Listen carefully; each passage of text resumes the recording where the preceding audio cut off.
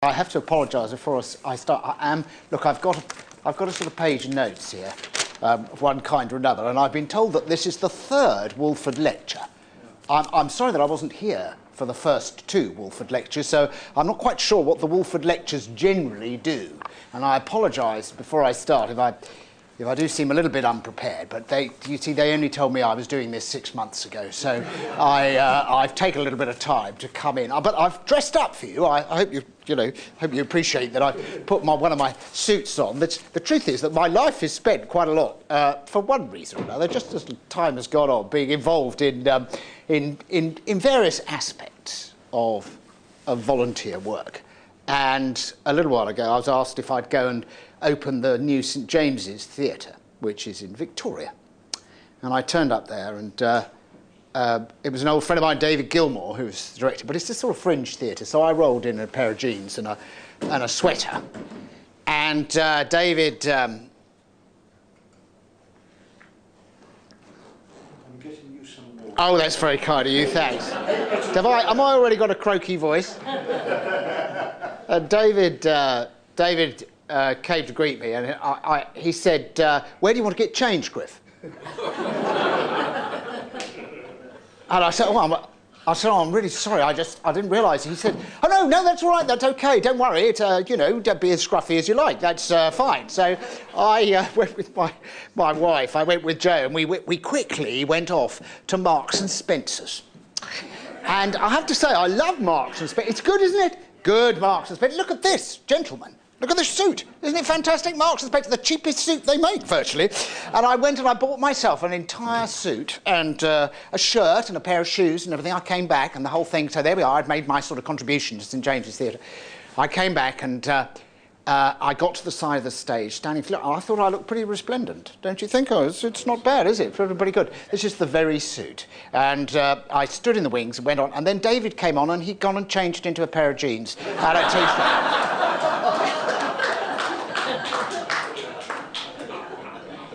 So I'm used to being caught unawares by what happens to me. And this has been a sort of a complicated week.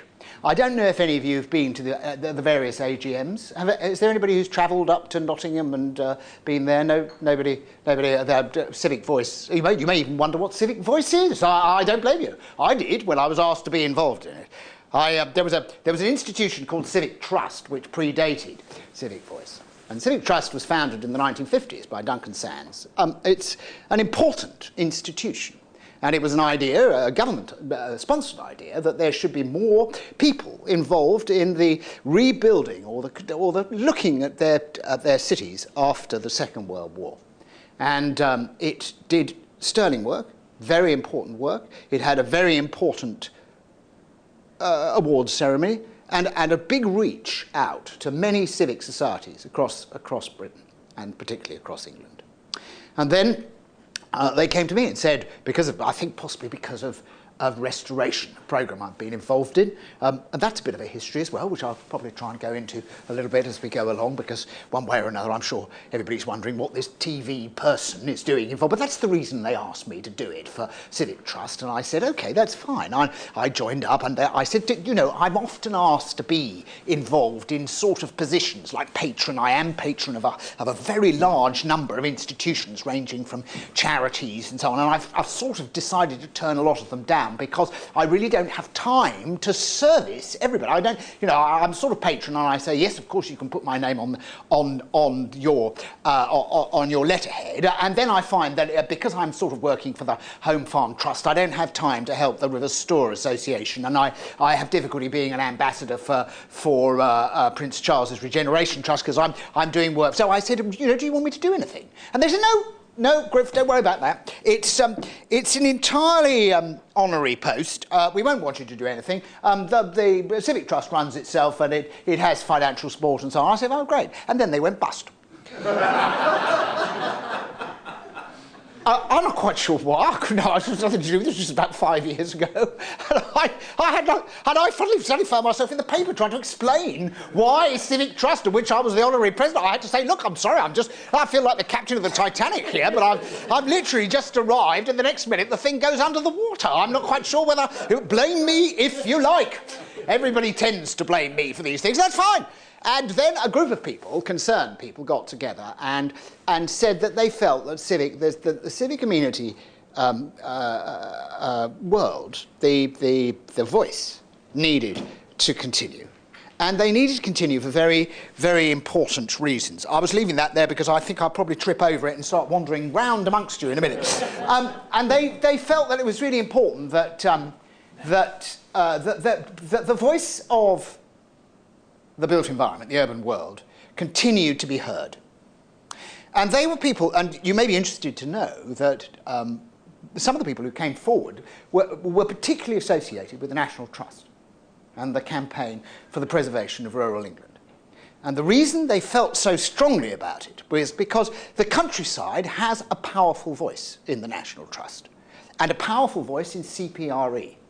And they felt that the urban environment, the environment of towns and cities and the places we live, needed also a national body to represent it, to say to Parliament, to politicians, to the newspapers, there are many people who are concerned about their towns, and they involve themselves in their towns, and they need to be heard. They need a national presence. And that's the reason why I helped. I said, of course, I'll step forward. I made a contribution in financial terms, and so did many other people. And Civic Voice rose as a phoenix from the ashes of the Civic Trust.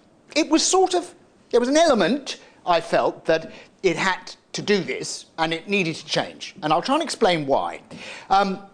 I live some of the time, and I have to be careful what I say here because I do have a couple of houses, and I put my hand up, but I like to think I'm like a member of Parliament. You know, I have a different job in different places, so I have a place in Suffolk as well as London. But I live some of the time in London, in the borough of Camden, and I'm a member of Camden Civic Society, and I know that some of the work they did is partly run by a very old friend of mine from university, whose house I used to lodge in when I first came down to London from Cambridge.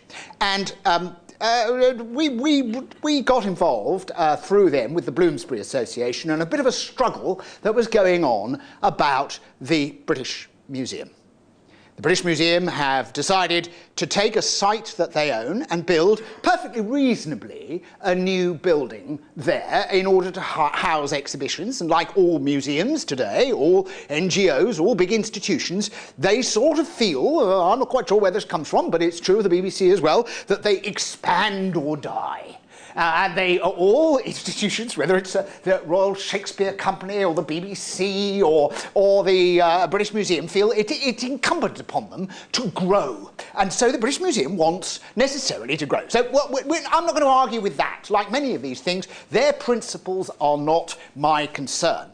What was our concern, as concerned residents of living in Bloomsbury, was that when this building, in order to be built, required that it overshadowed some very important architecture, that in fact it blocked the light from a very important library built by Samuel Smirke, and then it also required that the Edwardian building that was at the back they wanted to knock down portions of the Edward the Seventh building that, if you know the British Museum, was right at the back of the institution. I became a broker, if you like. The Bloomsbury Association felt very strongly that this was too draconian, too violent an intercession into this building, that they were annoyed, as is often the case. There's a sort of turf squabble going on with the Victorian Society for not standing out and saying that this was not going to happen. So one of my jobs was, as a vice president of the Victorian Society, another role which occasionally I tried to do a little bit to help, was to say, let's get the Victorian Society together with the Bloomsbury Association and the Camden Town Society and see if we can sort of get at least a measure of what we need to do. During the course of this, I began to find that also I was being I was being personally targeted. It's quite a bizarre thing to find. I mean, I have a friend, Anthony Gormley, the artist, who's on the committee of the British Museum. He'd been talking to a journalist, a journalist I don't like at all, and even less now. But that journalist had started attacking us in the pages of the Sunday Times. I mean, me personally, and saying this man who knows absolutely nothing is putting himself forward. And, an extraordinary state to find yourself in when actually all you're trying to do is trying to pave the way for talk. Jaw, not war. And my principle, and the principle of the Bloomsbury Association, was a bit like this. If the British Museum had said we have an Etruscan vase, and in order to see the interior of it, we're going to smash a hole in the side of it, everybody would have gone, I'm not sure that's a good idea. But somehow it was considered a good idea that if they were in possession of a very important building in Edwardian principles, and a building which in a way is slightly unfashionable at this present time. But they wanted to smash holes in that building in order to access the brand new building that was being built, I think, by Foster's. So the argument raged. In fact, in the end, there were modifications made. I think the Bloomsbury Society probably felt they hadn't won that fight. Bloomsbury Association, Conservation Association. I imagine the British Museum felt that they had been compromised and ordered about by busybodies. We were certainly called busybodies and NIMBYs and all the other words that come around. I felt in the end that what was being reached was a reasonable compromise. And I think English Heritage felt the same as well. But I'm very conscious that the conservation wing of many of our societies, many of the amenity societies, is increasingly feeling beleaguered and in a difficult position. And I'm very conscious that when we had the Civic Trust Awards, an architect was asked to explain some of the history of British architecture since the 1950s. And he talked a lot about post-war building. He talked a lot about Richard Rogers and Foster, and he got, as it were, to the point of the conservation movement. I think his speech was about 35 minutes long, which in an award ceremony was long. But anyway, he got to a moment where he said, we come now to the conservation industry and the conservation lobby, and I suppose we could say, if we were charitable, that they've done a little to help the tourist industry. And I'm standing on the stage pulling faces. Next time I was sort of astounded, because I also knew in a funny way that was so out of touch with the feelings of the general membership of amenity societies. I thought that what was happening slightly was that Civic Trust was losing some of its understanding of its grassroots and its grassroots support. But having said that, I'm also open to education myself and to learning. And I find that as the more I get involved in these processes, meet more societies, go around and do more things, the more I begin to understand what is incumbent upon all of us as citizens and how complicated and difficult the process is. This week has been quite a busy and slightly fraught week for me, I'm afraid. I started on Sunday opening the Alton Water Fun Run. Now, you'll find out where I'm going with this in just a moment. But I did it last year, and it's 10k around Alton Water, and I'm getting on a bit, and I find it a little bit difficult to do. But nonetheless, they said I stood there, and they got me up on a gate, and I started the run off, and then I jumped down, and they wanted me to do the 10k around, and just before I set off, Radio Suffolk jumped on me and they said, oh, Griff, tell me all about this fun run. So I talked to them for 5 minutes and then they said, off you go. And of course, the rest of the run, 400 people, had disappeared around the corner. I spent the next hour trudging after these people. Mind you, I felt pretty good. I thought, at least I was overtaking people nearly all the way when I finally caught up with them. And I thought, OK, here it goes, another year, let's go again. So I rolled in to do my bit and start them off. And this time, obviously, I was pretty confident I would win. So especially since I suggested that I ran on about half a mile and then, did the hooter and had the advantage, but they wouldn't let me do that. Nonetheless, I started them all off, made my little speech, jumped down into the runners, and you've no idea how competitive runners are. It's extraordinary. Even though I jumped down on the, off the fence and into the middle. I mean, I didn't jump right at the front. I jumped in the middle. There were people going, "What are you doing here? Run! You're not supposed to be here. Get to the back!" and all that sort of thing going on. So in the end, I ran it, and we ran, all 400 of us, around Alton Water Reservoir. Now, the reservoir is an interesting piece of work. It drowned about 20 homes and a manor house in about 1970. The people who lived in the region were told that it was going to be a bit of an imposition on them. In fact, it's proved to be rather a beautiful amenity, as you can imagine, a vast lake, and they've spent a lot of money landscaping the area around it. It sits in a bit of idyllic Suffolk countryside. I don't know if you know the Stour or the Orwell up there. When I was a boy, the reason I have a house near there is because my father had a little boat, and we used to sail round from I've sailed to Rochester, and I've sailed to Faversham, and I've sailed up and down the Thames. But as you go further north and you go through the Blackwater, which is very flat and so on, rather beautiful but flat, and then you go round and out, and we took his little boat, which was only about sort of 15 feet long, around, and my mother was delegated to run to the end of every single pier, Walton Pier and Clacton Pier, and wave at us as we went by, just to make sure that we were all right. And then we arrived, and then we came back, and we came into the Stour. And the Stour is the most beautiful of rivers, and the Orwell. They are exquisite rivers. I mean, in a funny sort of way, you go a little bit further up, and you find yourself at Flatford Mill in Constable country. I mean, this is country which effectively is famous throughout the world. Now, to my astonishment, I mean, one of the other jobs that I have is being patron of the Stour and Orwell Society. That's an association, another amenity association, that cares for and concerns itself with that particular landscape. And of course, there are a lot of people who live along the river who are members, classic NIMBYs, if you like. There are a lot of people across the whole of Suffolk who are members, because it is a very, very exquisite protected landscape. I was rather astonished to find that I was called to arms on that Sunday, because it's been decided by the local farmer to take 85 acres of land that abuts that reservoir, that all 400 of us were going to run past, and turn it into a solar park. Now, it's not a park, I'm afraid, and it's not a solar farm. It's not a farm.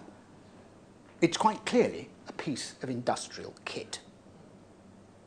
It's actually 85 acres. The solar panels stand up to the height of 8 feet. The land is not perfectly flat, it slopes.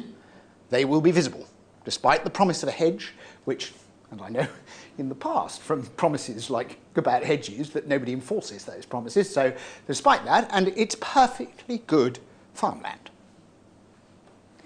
So it was up to me to start, as patron of SOS, to start by saying, I'll talk to the newspapers, which we issue a press statement, and as I finished the run, after sort of coming what I thought was 42nd, but in fact turned out to be 100, and that was my number. They said 40. They said 42nd as I came through, and I thought, wow, I've done that. I was going around telling everybody I was lying on the floor, telling my wife in a sort of state of nervous exhaustion. And in fact, I came 170th, but I thought it was perfectly creditable, and I was lying there in a state, that slightly bemused state that one, if you're nearly 60 and you've just run 10 kilometres and you're lying on the ground, and a reporter came over to me and said, I just need to ask you a few questions about this solar farm. And I talked to him for a little while to say, celebrity makes NIMBY rant against... And I'm left in a sort of staggered way, thinking, this is not a debate that we're managing to have. The Daily Mail immediately sent me messages saying they need me to do a piece, and then recorded a piece which they then represented to me as something that I've written, which may well appear on Monday, but I don't recognise my own words in it at all. It's been turned into a sort of anti-government rant. And I'm embarrassed by it because now I'm talking to my agent saying, is there any way we can stop this happening? Because I know that actually, funny enough, I'm feeling rather bruised by this. The Twitterati have condemned me, and in a strange way, I'm finding myself thinking, this is crazy. We need actually to talk about this. It's not a question of the suitability of renewable energy. To me, it's a question of the suitability of positioning, of the idea that the council, the local council, who will be accused and will be attacked, have actually got very little choice. The law, the legislation as introduced by this government that we, for one reason or another, voted for in the best possible, intentions, are actually introducing legislation which licenses such things to happen without a second thought. Without a right to say, no, no, no, just 5 miles over there, there's a much, much better place to put this. Why don't you do it there? So, my week had started slightly bizarrely. I went that afternoon to the river store, which this is the other bit of the store. I passed through Constable Country and I drove up to Sudbury. It was just a busy weekend. And I went there because they were launching a new lighter, the John Constable.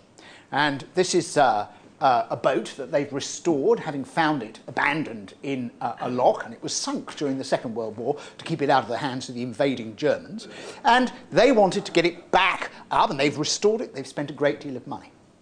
Once again, I'm finding myself working with extraordinary volunteers, people who have done an incredible amount of work to achieve that thing. It's an expensive process. The money had to be raised. There is the money available. We live in quite a decent world. It's possible to raise that money and to get into action and to find the money necessary to do something as selfless, in effect, as to put an old boat back together and restore a bit of the heritage of Britain. We're on the Stour. And the Stour, this is not the Kent Stour, this is the Suffolk Stour, and it runs down from Clare down and goes all the way out to the sea and joins the estuary at Amenity. It's one of the most extraordinary rivers that I've ever been fortunate enough to be on. I went with my children. I went off to Dordogne. And we took an afternoon and we canoed up and down the river, and it was absolutely delightful. And I said to my wife, I wonder if we can canoe on the river in the Stour. We better find out. So we went and bought some canoes, and we did. Later on, as a result of this experience, I made a series for the BBC called Rivers, which was directly based upon the fact that I'd been involved in I'd just gone for my own. Now, I don't know if you're aware of the writer called Robert Macfarlane, and I absolutely thoroughly recommend his work. He's a writer who writes about he wrote a book called The Wild Places, and he's written a book about forgotten routes and pathways, and he also wrote a book called Mountains of the Mind. What's strange is he's a fellow of Emmanuel. He's a very brilliant writer, and he seems to write about everything that I'm actually doing at the time in a much more learned and informed way than I could ever manage. But his book, he was asked to nominate wild places. He asked friends to nominate wild places around Britain for his inclusion in his book. And one of them wrote to him and said, you know, Robert, you couldn't do better than to go down the Stour. Because you set off from Sudbury, you go through a little bit of river improvement, past places where I spent about 5 hours trying to master single sculling and falling, and I kept falling in. It was a miserable experience. But I've been past that in my canoe, and you come out into the Stour. The Stour is overhung by weeping willows.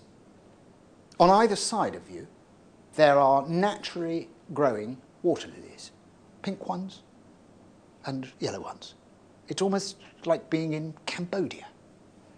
If you look down into the clearest water you could ever imagine, apart from the fact that it's thronging with fish, glinting at you on the floor of this river are freshwater mussel shells. And it's as if the whole thing is delicately sort of paved with mother of pearl. I'd never been anywhere so beautiful, and this correspondent wrote to Rob Macfarlane and said, try it. You're immediately, I mean, we're 90 miles from London, and you're immediately in a place which feels like an entirely different world. In fact, there are very few footpaths to the store. It's best to go by canoe. When the river was turned into a navigable river by John Constable's father, they only in fact allowed for a single towpath down either side of the river. And there's a famous picture of the leaping horse, with a horse jumping into the boat and then out the other side. And that's what the leaping horse is doing. And what John Constable painted in all his pictures was a navigable river. If you look at the titles, it says Scenes from a Navigable River. And it's a working river. He's often showing locks being opened.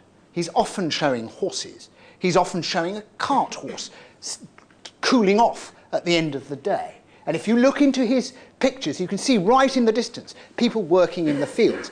He is measuring, if you like, the rural pace, an entirely different early 19th century rural pace. But it is a working pace. This is an industrial river. What's interesting about it, and I found out this about rivers, is that the earliest industrial river, for our purposes, was the Lee, which runs from Luton down into London and joins the Thames. And that was made a navigable river by Lord Burleigh, who had a house called Thibaulds up in near Luton, and he wanted to get his barley into town to make beer for London. So he was the first person to say we can make these rivers navigable, and introduced locks and tried to stop millers, if you like, blocking the river to have weirs to drive their water wheels. In other words, there's been a dispute going on about whose river it is and what it's there for, and whether it works for us or whether it's an amenity or a natural resource, right the way from the 16th century. And along the way, that dispute has been solved by consultation, by acts of law, and by careful planning, by the intervention of government to, if you like, resolve disputes and see what is for the best. Very rarely, even in the 16th century, even Elizabeth, who had all the power she needed whenever she wanted to do it, very rarely did she use her powers to simply say, you can do what you like. Let's just leave it to happen in the hope that something good will come out of this and this will encourage trade. Of course, she intervened to make sure that things were done without dispute and according to a plan.